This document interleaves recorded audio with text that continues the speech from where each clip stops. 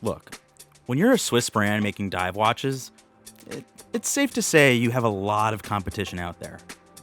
There's not a lot that hasn't been done, and yet you don't want to go too far and create something unrelatable.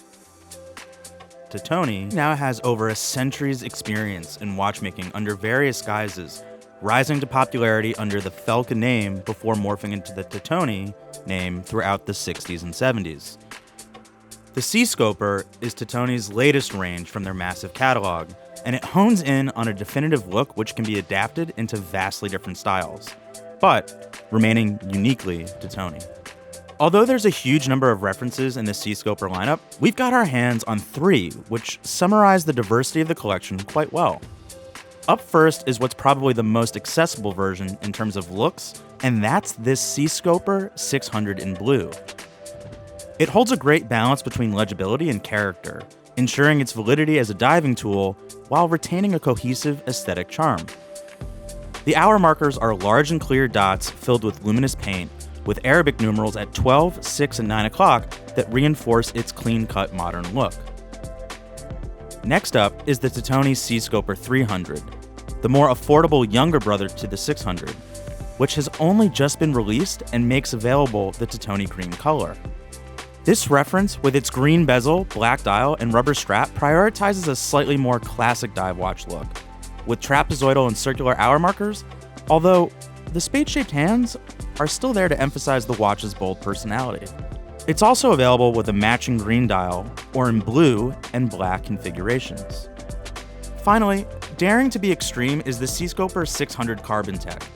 The swirls and chunks of dark and light grays are hypnotic within the carbon fiber case, providing a thoroughly modern and tactical look, as well as an incredibly light-feeling watch on your wrist. I'm sure you've also noticed the ceramic bezel, with its markings painted in a rainbow gradient to inject some fun into the otherwise no-nonsense diver. The hands being grayed out is another neat detail, making sure they match the tone of the case. Each of these watches uses a similar case profile at 42mm in diameter and fairly straight lugs which reach out to 51mm lug to lug, although the Seascoper 600 cases are slightly thicker at 14.5mm versus the Seascoper 300's 12.5mm.